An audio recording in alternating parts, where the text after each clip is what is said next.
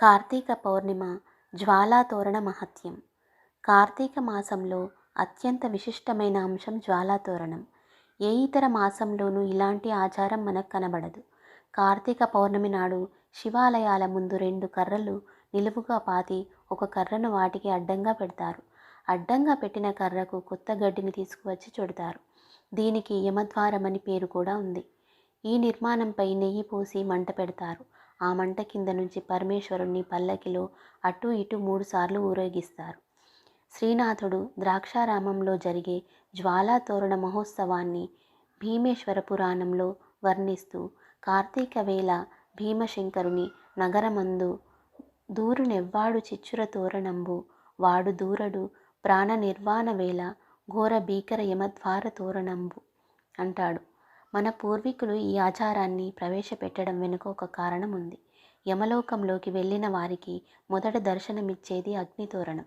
యమలోకానికి వెళ్ళిన ప్రతి వ్యక్తి ఈ తోరణం గుండానే లోపలికి వెళ్ళాలి. వాస్తవానికి ఇది పాపులకు వేసే ప్రథమ శిక్ష.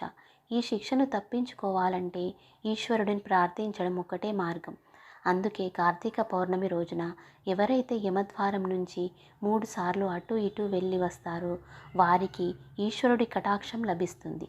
అతనికి యమద్వారాన్ని చూడాల్సిన అవసరం ఉండదు. అందుకే అందరూ తప్పనిసరిగా ఈ జ్వాలాతోరణ మహోత్సవంలో పాల్గొనాలి. దీని వెనుక మరో తత్వకోణం కూడా ఉంది.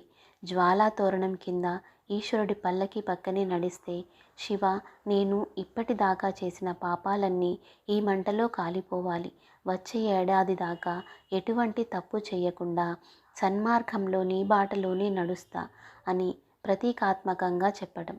జ్వాలాతోరణం కాలిపోగా మిగిలిన గడ్డిని తీసుకువచ్చి ఇంటి చూరులోనో గడ్డివాములోనో ధాన్యాగారంలోనో పెడతారు. అది ఉన్న చోట్ల భూత ప్రేత ఉగ్ర భూతాలు ఇంటిలోకి రావని, ఈ గడ్డి ఎక్కడ ఉంటే అక్కడ సుఖ సంతోషాలు కలుగుతాయని నమ్మకం. హర హర మహాదేవ శంభో శంకర.